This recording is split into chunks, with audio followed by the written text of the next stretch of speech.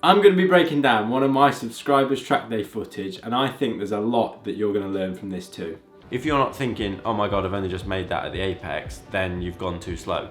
If you close the throttle and then wait to brake, you're effectively just coasting, you're not doing anything, you're not accelerating and you're not decelerating. If you're wondering if you're making these mistakes too, then stick around because I'll talk you through exactly how you stop doing all of it. This is the difference between riding fast and riding smart. So let's dive into this footage.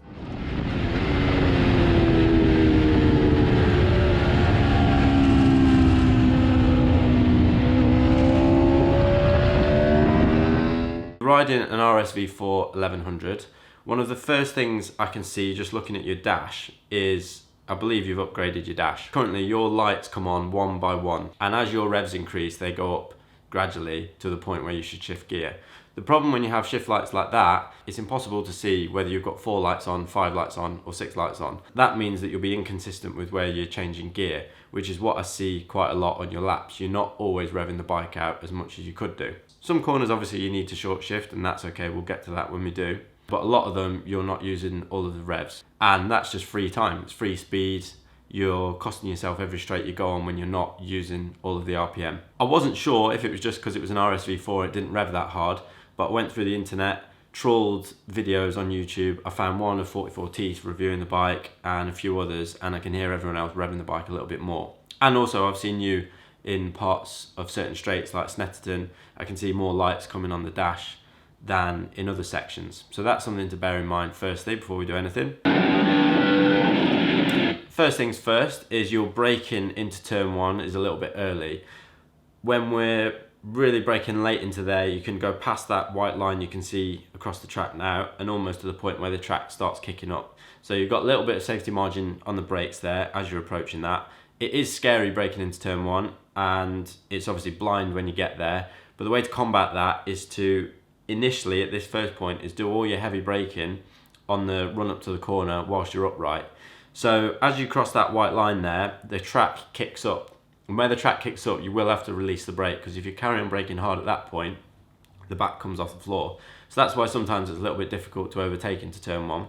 So it's important as you're braking up to that to think about releasing the brake if the back's coming up off the floor. Once you're over that rise, you can then brake hard again and make sure you brake as hard as you possibly can when you're upright, because then you're going to have to start turning into the first corner at Paddock Hill. And when you start turning in, you have to start releasing the brake because it starts going off camber.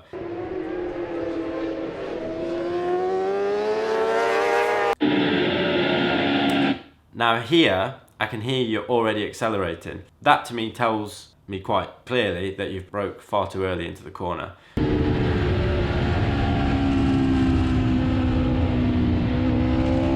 So it's really important that you're not accelerating before any of the apexes, because when you're doing that, you've basically gone too slow and then you're opening the throttle to catch the speed back up. If you're feeling like you're doing that anywhere, you really need to be forcing yourself and pushing yourself on the brakes to get to the point where really when you're getting to the apex, you're thinking, oh my god, I've only just made that.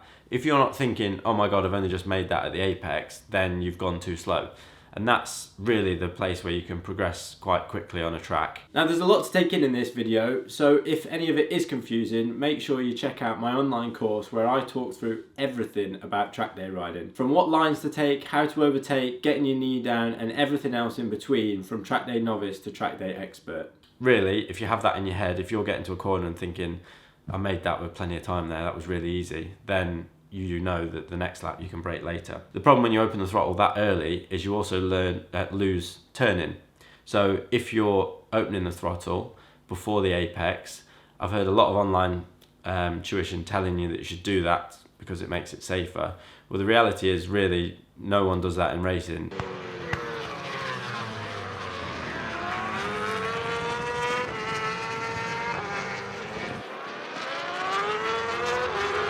Once you start opening the throttle, that's the point where you just keep accelerating and accelerating. If you open the throttle and you're just sat on a constant throttle all the way to the apex until you're accelerating hard, you're not going fast enough, because if you're doing that, you're sort of not scrubbing off speed the whole way to the apex, you're just keeping your speed at a constant. And really your speed should be going in a V all the way to the apex of the corner. So you had another go at the throttle there. I'll just replay that so you can hear it. Really, when you cross this white line, as you're crossing that, you should be braking all the way to where the track starts going downhill. You're releasing the brake at that point, and then just as you get into the curb, that's the first point you should open the throttle.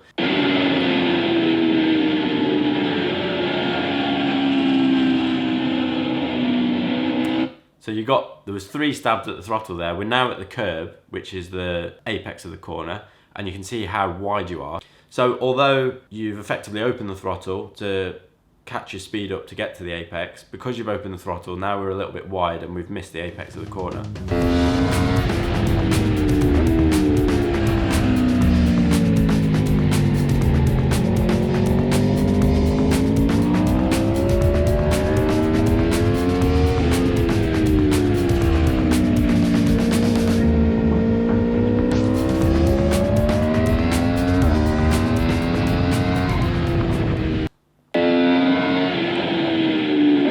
Again, braking here, because you've come up in the middle of the track, really you could be a little bit further over. I try and get as close to that white line on the outside when I'm braking as I can, and that really opens up Druids a lot more. Your line at the apex of the corner here is absolutely fine. And then from this point is where you can really start accelerating hard. Ideally, you don't really use all of the track, because if you do use all of it, it makes it a little bit harder to get back to Graham Hill Bend. So potentially you could have used a little bit more track than that, let the bike drift out, and that would mean you could accelerate harder. Tricky now because there's a guy in front of you, so I won't judge you too much on this corner. So here, I can see we're going in a little bit too tight, and this again is a really tricky corner, Graham Hill Bend, but ideally you want to be with your wheels on the white line on the outside. Now that's a difficult thing to do, and it does catch people out from time to time, including myself. I have crashed at that exact point. It's important here because you want to be as wide as possible on the entry so you can open the corner up.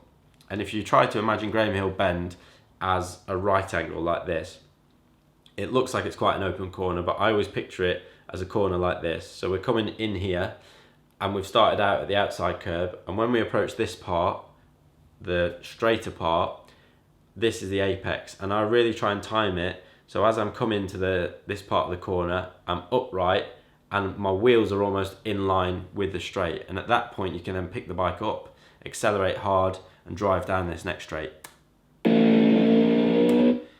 So here you've just been, because we've turned in a little bit tight, we're now leant over and we can't accelerate as hard.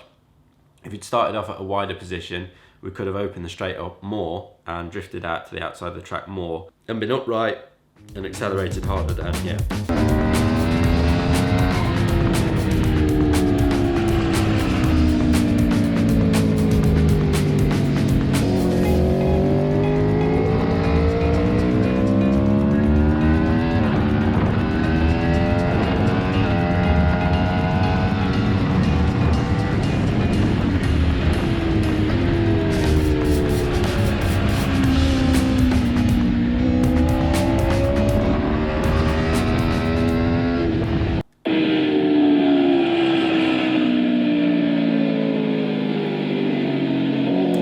If we look at the curb on the inside now, there's a fat curb and a little curb.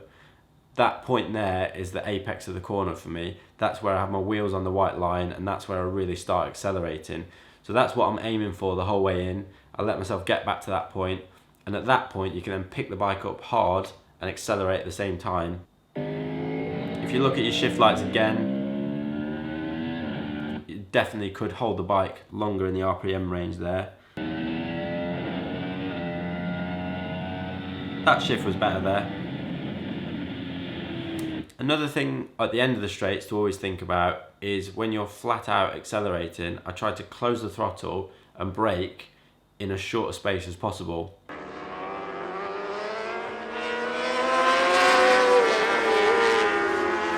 If you close the throttle and then wait to brake, you're effectively just coasting. You're not doing anything. You're not accelerating and you're not decelerating at your maximum potential. So if you find anywhere that you're closing the throttle and then you can count time in between that where you brake, try to minimize that gap I always try to close the throttle and immediately grab the brake. And that initial part of the brake is where you're trying to load the front tyre to brake. If you are coasting, it's just free time that's easy to make up on every track, no matter where you're riding.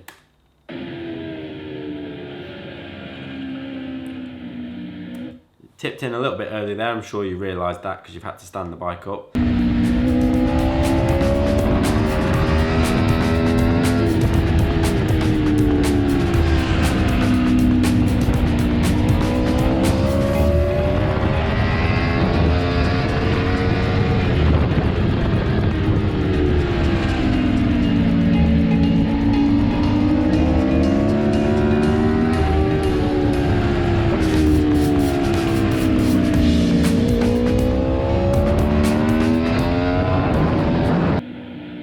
That was another point there where you accelerated, then closed the throttle before the apex. And again, that comes from not braking late enough initially.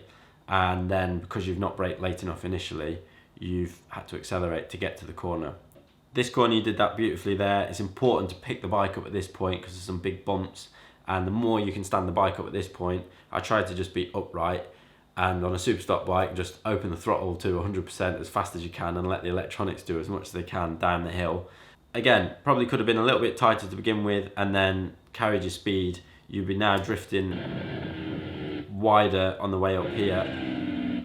But that's not too bad, you've used most of the track there. And then in an ideal world, you're just getting on the throttle at the curb there. If you're getting on the throttle before, you've perhaps gone a little bit too slow.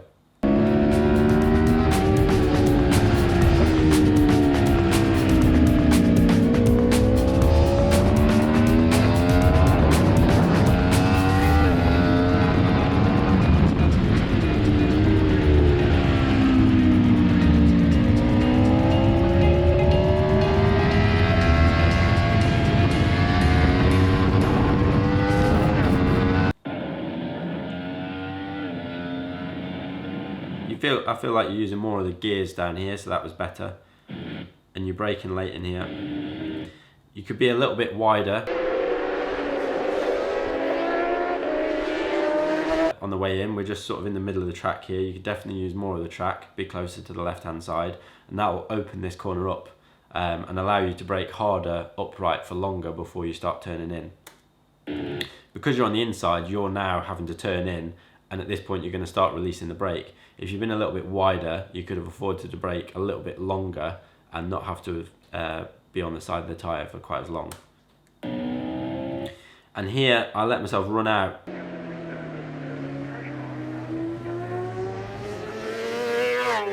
A lot wider, so that paint on the outside, I tried to be 3/4 of the track, if not a little bit further. At this point, because you've got a lot of lean angle to keep the bike turning, you can't accelerate as hard. So try to use all the track on the way out, then stand it up for the inside marshal post, the grass on the white line. And really, once you get to the outside of the track here, in an ideal world, you're as close to being flat out on a superbike as you can. It's difficult to do, but if you're struggling with the bike wheeling or moving about, you can use the rear brake to try to help to control that. So you see that point where you've rolled the throttle there.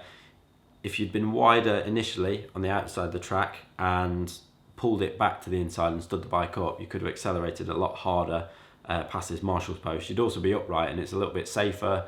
It's less likely to spin and slide as you're getting to that point.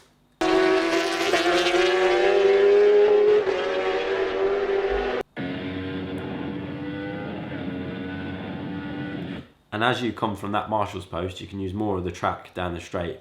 Your line for all of that section was just a little bit too in the middle of the track. You weren't really tight at the inside and you weren't using all the track on the way out on the outside. So, as my dad always says, you've paid for all the track, use it. If you made it this far in the video, I highly recommend checking out my course in the link below. Thanks for watching, and I'll see you in the next one.